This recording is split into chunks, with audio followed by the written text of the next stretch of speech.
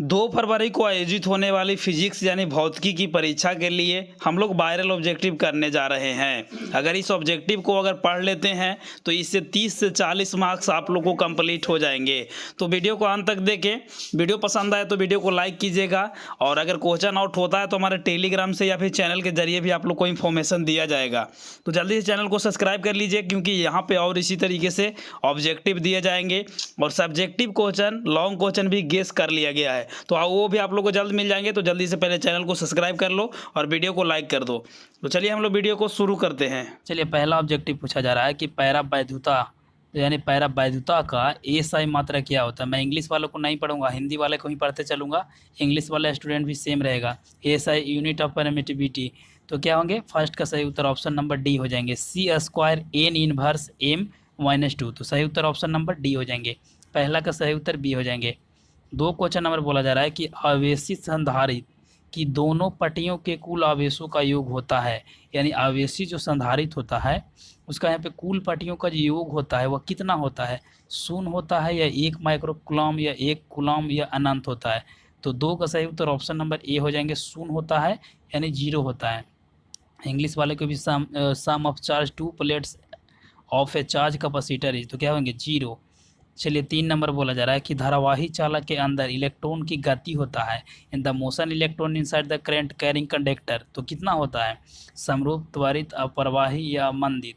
तो 3 का सही उत्तर ऑप्शन नंबर बी हो जाएंगे, त्वरित होता है यानी एक्सेलरेटिंग होता है। ठीक है, चलिए 4 बोला जा रहा है। 4 भी काफ़ी इंपॉर्टेंट क्वेश्चन है। बोला जा रहा है कि वायु में स्थित इकाई धन आवेश को घेरने वाली सतह से निकलने वाले संपूर्ण विद्युत फ्लक्स का मान होता है। यानी इसका जो मान होता है वह कितना होता है, मीन्स वैल्यू।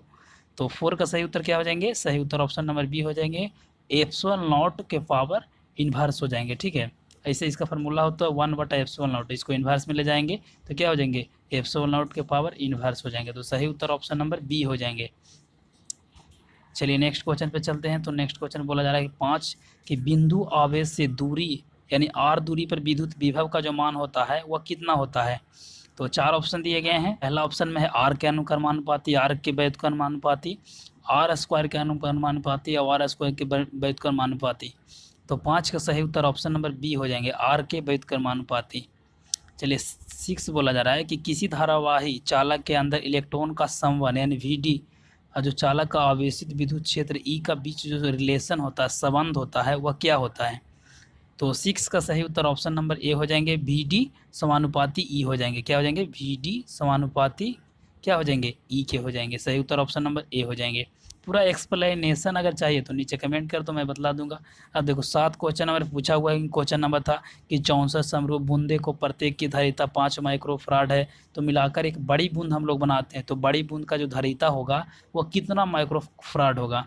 तो 7 का सही उत्तर ऑप्शन नंबर क्या हो जाएंगे, डी हो जाएंगे, 20 माइक्रोफराड। तो सही उत्तर ऑप्शन नंबर डी हो जाएंगे। चलिए 8 बोला जा रहा है कि विभव मापी से मुखाता मापी जाती है। तो काफ़ी इजी क्वेश्चन है। इसका जो इसको मेजर किया जाता है विभव मापी से, वो किस चीज़ को।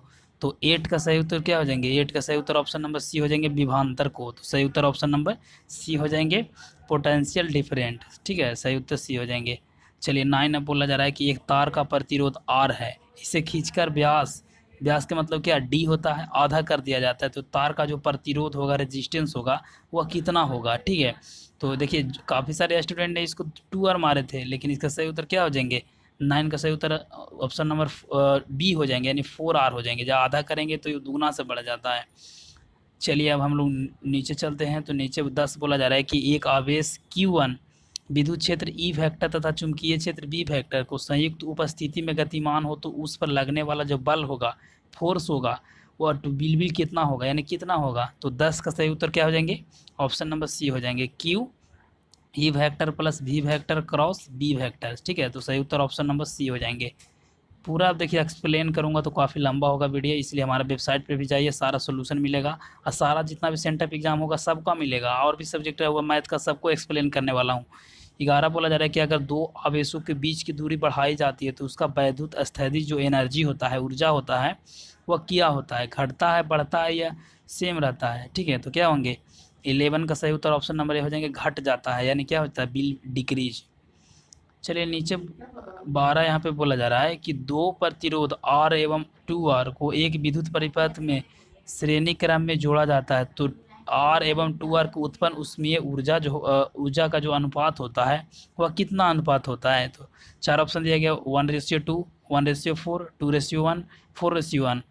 तो 4 क्या हो जाएंगे, 12 का सही उत्तर ऑप्शन नंबर क्या हो जाएंगे, ए हो जाएंगे। 1:2 यानी 1:2 हो जाएंगे। चलिए नीचे 13 बोला जा रहा है कि 6 माइक्रोफराड धारिता के 3 संधारित्र उपलब्ध है, इनके संयोजन से प्राप्त न्यूनतम एवं अधिकतम धारिता होगी। कितना होगा इसका धारिता, तो न्यूनतम और महत्तम यानी मैक्सिमम मिनिमम दोनों पूछ रहा है। तो 13 का सही उत्तर क्या हो जाएंगे, सी हो जाएंगे। 2 माइक्रोफराड और 18 माइक्रोफराड, तो सही उत्तर ऑप्शन नंबर सी हो जाएंगे। 14 पूछा जा रहा है, काफ़ी इंपॉर्टेंट क्वेश्चन है, ये पूछा हुआ क्वेश्चन है। आप ऑब्जेक्टिव में आप लोग देखिए, क्वेश्चन बैंक में मिल जाएंगे। एक प्रत्यावर्ती धारा I = 6 sin 100 पाई टी में धारा के मूल मध्य जो वर्ग का मान होता है वो कितना होता है। तो 14 यानी 14 का सही उत्तर ऑप्शन नंबर बी हो जाएंगे। 30√2 होता है, याद रखिएगा। काफ़ी इंपॉर्टेंट हो सकता है, एक दो ऑब्जेक्टिव आप लोग को बाय मिस्टेक हो जाए बताने में, जल्दी आप लोग को प्रोवाइड कर रहा हूँ, कोई भी अभी तक प्रोवाइड नहीं कराया है, ठीक है। चलिए 15 बोला जा रहा है, काफ़ी इंपॉर्टेंट है कि ए ला श्रेणी क्रम में संयोजन का जो प्रतिबाधा होता है वह कितना होता है। ए ला श्रेणी में संयोजन का जो प्रतिबाधा होता है वह कितना होता है। तो काफ़ी इजी क्वेश्चन है, सबको मालूम है। डी हो जाएगा आंसर, √R² + ω² L², सही उत्तर डी हो जाएंगे।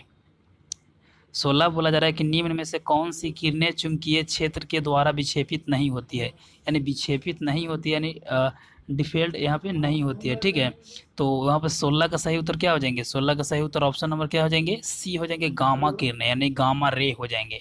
चलिए यहाँ पे 17 अब यहाँ पे बोला जा रहा है कि चोक कुंडली का शक्ति गुणांक होता है। तो चोक जो कुंडली होता है, द पावर फैक्टर ऑफ चोक कोयल, तो क्या हो जाएंगे, 17 का सही उत्तर ऑप्शन नंबर क्या हो जाएंगे, सी हो जाएंगे, 0 हो जाएंगे। चलिए 18 बोला जा रहा है कि बायोसावर्त नियम को गणितीय रूप क्या होता है, यानी जब इसको हम लोग फाइनल इसको निकालते हैं तो इसका गणितीय रूप क्या बनता है, व्यंजक यानी बोला जाए तो 18 का सही उत्तर ऑप्शन नंबर ए हो जाएंगे। D factor equal to μ0/4 pi L D L factor cross R factor Y R Q, सही उत्तर ऑप्शन नंबर ए हो जाएंगे। चलिए 19 बोला जा रहा है कि निकेल है, तो एफी निकेल कोबाल्ट ऐसा भी क्या है, लौ चुंबकीय है। तो 19 का सही उत्तर ऑप्शन नंबर क्या हो जाएंगे, सी हो जाएंगे। थोड़ा सा हम लोग फास्ट करते हैं क्योंकि वीडियो काफ़ी लंबा हो जाएगा, आप लोग भी बोर हो जाओगे। 20 बोला जा रहा है कि चुंबकीय एवं विभवोत्तर भौगोलिक एवं विभवोत्तर के बीच का जो कोण होता है, तो सबको पता है कि दिक्पात होता है। तो यानी जो चुंबकीय एवं विभवोत्तर भौगोलिक एवं विभवोत्तर दोनों का बीच का जो कोण होता है वह डिग्री में नहीं पूछा जा रहा है, वह कोण को कहते हैं हम लोग क्या है। तो 20 का सही उत्तर ऑप्शन नंबर बी हो जाएंगे, दिक्पात बोलते हैं। चलिए 21 बोला जा रहा है कि किसी द्रव्यमात्मक माध्यम से विद्युत चुम्बकीय तरंग की चाल निर्भर नहीं करता है। इसकी किस चीज़ पर निर्भर नहीं करता है, तो ये निर्भर नहीं करता है किस चीज़ पे, आवृत्ति पे यानी फ्रीक्वेंसी पे, सही उत्तर बी हो जाएंगे। 22 बोला जा रहा है, थोड़ा सा 22 आप लोग क्वेश्चन ब्लर दिख रहा होगा, बट आप लोग क्वेश्चन जो एग्जाम देकर आए उसमें क्लियर पता लग रहा होगा। एक समद्वितीय लेंस की प्रत्येक तल की वक्रता त्रिज्या है वह 20 सेंटीमीटर है तथा लेंस का पदार्थ का वर्तनांक -1.5 है। तो लेंस की फोकस दूरी यानी फोकस जो लेंथ होगा वो कितना मीटर होगा। तो 22 का सही उत्तर ऑप्शन नंबर सी हो जाएंगे, 20 सेंटीमीटर, ठीक है। तो सही उत्तर सी हो जाएंगे। 23 बोला जा रहा है कि प्रकाश की अनुप्रस्थ तरंगों का प्राकृतिक पुष्टि होती है। तो पुष्टि जो होता है वह किस चीज़ से होता है, ठीक है। तो 23 का सही उत्तर ऑप्शन नंबर क्या हो जाएंगे, बी हो जाएंगे, ध्रुवन द्वारा, ठीक है। तो सही उत्तर बी हो जाएंगे। 24 बोला जा रहा है कि एक सरल सूक्ष्मदर्शी से बना प्रतिबिंब होता है। तो एक जो सरल सूक्ष्मदर्शी होता है उसका जो प्रतिबिंब होता है किस प्रकार से होता है, तो काफ़ी इजी क्वेश्चन है, आभासी एवं सीधा होता है। चलिए 25 सब हम यहाँ से क्लियर पता लगेंगे। बोला जा रहा है कि प्रकाश की एक किरण कांच का वर्तनांक 3/2 है और पानी का जो वर्तनांक 4/3 है। तो संरचना जो इसका क्रांति कोण का जो मान होगा वह कितना होगा। काफ़ी इजी क्वेश्चन है, काफ़ी बार पूछा गया है। सही उत्तर साइन इनवर्स 9/8, ठीक है। अब देखो इसको पूरा एक्सप्लेन करूंगा तो लंबा हो जाएगा, ठीक है, इसलिए आप लोग आंसर मिलाते चलो। 26 बोला जा रहा है कि एक दीर्घ दृष्टि यानी दूर दृष्टि वाले व्यक्ति को कौन सा लेंस को प्रयोग करना चाहिए। तो हम लोग जो हमारा रेगुलर स्टूडेंट है उनको पता होगा कि 2 में चाहिए बाबू 3 और 3 में चाहिए 4। अब इसका मतलब क्या हुआ पता होगा आप लोग को, तो अच्छी बात है, नहीं पता है तो जान लीजिए। 2 में 3 यानी 2 होता है दूर दृष्टि और 3 बोला जाए तो निकट, ठीक है। तो निकट के लिए 3 का 4 तो 2 के लिए 3, तो यहाँ पे दूर दृष्टि है, ठीक है। तो क्या हो जाएंगे, 2 के लिए 3 हो जाएंगे यानी उत्तल। तो 26 का सही उत्तर क्या हो जाएंगे, बी हो जाएंगे। रेगुलर व्यूअर को यही फ़ायदा होता है, ठीक है। तो आप लोग रेगुलर बने रहने के लिए चैनल को सब्सक्राइब करके घंटी भी दबा दो, ठीक है। रेगुलर यहाँ पे तैयारी भी चल रहा है, जो हमारा क्वेश्चन पढ़े थे उनको सबको पता है। समान समायोजन में खगोलीय दूरदर्शक की लंबाई, इसका जो लेंथ होता है वह कितना होता है, इसका लंबाई। तो 27 का सही उत्तर ऑप्शन नंबर डी हो जाएंगे, FO + FE, सही उत्तर डी हो जाएंगे। ऑब्जेक्टिव सब्जेक्टिव सब हमारे चैनल पे आ रहे हैं। 28 बोला जा रहा है कि रचनात्मक व्यक्तिकरण के लिए किसी बिंदु पर पहुंचने वाली दो किरणों के बीच कालांतर होता है, तो कितना होता है। काफ़ी इजी क्वेश्चन है, काफ़ी बार पूछा गया है। 28 का सही उत्तर ऑप्शन नंबर क्या हो जाएंगे, यहाँ पे ए हो जाएंगे, सही उत्तर ऑप्शन नंबर ए हो जाएंगे। 29 बोला जा रहा है कि प्रकाश की किरण एक तीखे कोर से पर मुड़ने की घटना को कहते हैं। एक तीखा कोर यहाँ से मुड़ जा रहा है, ठीक है, तो इस घटना को हम लोग क्या कहेंगे। तो 29 का सही उत्तर काफ़ी इजी क्वेश्चन है, 10th में ही पढ़ना, विवर्तन इसे बोले हैं, ठीक है। तो 29 का सही उत्तर ऑप्शन नंबर ए हो जाएंगे। 30 बोला जा रहा है कि एक ही तरंगे के इलेक्ट्रॉन के द्वारा फोटोन का समान होगा, तो क्या होगा। एक ही तरंग के इलेक्ट्रॉन तथा फोटोन समान होगा, तो वह कौन सा चीज़ है जो होगा। तो 30 का सही उत्तर ऑप्शन नंबर सी हो जाएंगे, संवेग, ठीक है। तो सही उत्तर सी हो जाएंगे। 31 बोला जा रहा है कि जेड परमाणु वाले परमाणु के किसी दी गई कक्षा में इलेक्ट्रॉनों की ऊर्जा का समानुपाती होता है। वह समानुपाती होता है, वह किस चीज़ के समानुपाती होता है। तो ये जो समानुपाती होता है वह Z² के समानुपाती होता है, तो सही उत्तर ए हो जाएंगे। चलिए अब हम लोग जानते हैं 32 क्वेश्चन नंबर 32 बोला जा रहा है कि नाभिकीय रिएक्टर में मंदक का कार्य है। तो मंदक का जो कार्य है वह क्या है, इसका जो मेन जो काम होता है नाभिकीय रिएक्टर का, वो मंदक का क्या कार्य है। तो 32 का सही उत्तर ऑप्शन नंबर ए हो जाएंगे, न्यूट्रॉनों की गति को, जो गति होता है स्पीड होता है उसको कम कर देता है, ठीक है। चलिए अब यहाँ पे 33 बोला जा रहा है कि एक रेडियोधर्मी सैंपल का क्षय कितना है, लेमडा है, ठीक है। तो इस सैंपल की अर्ध आयु होगा, तो इस अर्ध आयु जो होगा वो क्या होगा। तो 33 का सही उत्तर ऑप्शन नंबर डी हो जाएंगे, λ/log2, ठीक है। तो सही उत्तर ऑप्शन नंबर डी हो जाएंगे। 34 बोला जा रहा है कि पी प्रकार के चालकों को बनाने के लिए अशुद्धि को तत्व में प्रयोग किया जाता है।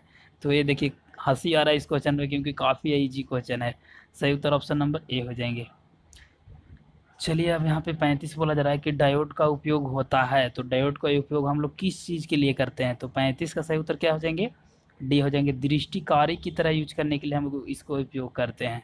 36 सबसे इजी क्वेश्चन है, नॉर गेट का बुलियन व्यंजक। और गेट बोला जाए तो A + B = बाई, देखिए याद रख लीजिए A + B = बाई, यही O के आगे अगर एन आ जाता है तो नॉर गेट हो गया। और नॉर गेट में A + B = बाई होगा, लेकिन ऊपर में एक बार इसे चढ़ जाता है, ठीक है। तो सही उत्तर क्या हो जाएंगे, यहाँ पे देख लो ऑप्शन कौन सा सही है, ठीक है। तो 36 का क्या हो जाएंगे, डी हो जाएंगे। चलिए 37 बोला जा रहा है कि ए और बी के बीच समतुल धारिता। देखिए ये क्वेश्चन आप लोग देखे होंगे 2019 वाला, तो उसमें ऐसा क्वेश्चन बैंक में दिया हुआ है। इसका सही उत्तर सी होता है, 20/9 माइक्रोफराड, याद रखिएगा। 38 बोला जा रहा है कि दशमलव प्रसार में 25 की द्विधारी। तो 25 का बाबा आप लोग निकालने के लिए हम पहले भी बतला चुके हैं, रेगुलर व्यूअर को पता होगा। तो क्या हो जाएंगे, सी हो जाएंगे। निकालेंगे तो काफ़ी लंबा, 110012 हो जाएंगे, ठीक है। सही उत्तर ऑप्शन नंबर सी हो जाएंगे। निकालने के लिए मैं आप लोगों को सिखा दूंगा। 39 बोला जा रहा है कि टीवी प्रसारण के लिए आवृत्ति का परास होता है वह कितना होना चाहिए। तो ये भी क्वेश्चन पूछा हुआ ही क्वेश्चन है। मैंने बोला था कि क्वेश्चन जो क्वेश्चन बैंक से ही पूछे जाएंगे। 39 का सही उत्तर भी हो जाएंगे, 30 से 300 kHz, सही उत्तर भी हो जाएंगे। कहीं कहीं अलग अलग भी रहता है। 40 बोला जा रहा है कि मॉडल वह युक्त है जो प्रयुक्त होती है। तो किस लिए प्रयुक्त होता है मॉडम को। तो मॉडम को आप लोग को पता होगा, काफ़ी इंपॉर्टेंट क्वेश्चन है। डी हो जाएंगे, डी मॉड्यूलेशन के लिए। मॉडम का जो हम लोग प्रयोग करते हैं वह डी मॉड्यूलेशन के लिए, सही उत्तर बी हो जाएंगे। 41 बोला जा रहा है कि नाभिकीय अभिक्रिया में संरचित भौतिक राशियां हैं। तो बतला सकते हो, काफ़ी इंपॉर्टेंट क्वेश्चन है। सही उत्तर डी हो जाएंगे, सभी। क्या हो जाएंगे, सभी का मतलब कूलावेश भी, कोणीय संवेग, रेखीय संवेग, यानी सभी। 42 बोला जा रहा है कि निम्न में से कौन सी प्रकाशीय तंतु में प्रयुक्त होता है। तो पूर्ण आंतरिक परिवर्तन, प्रकीर्णन, विवर्तन, अपवर्तन, ठीक है। तो 42 का सही उत्तर ए हो जाएंगे, पूर्ण आंतरिक परिवर्तन।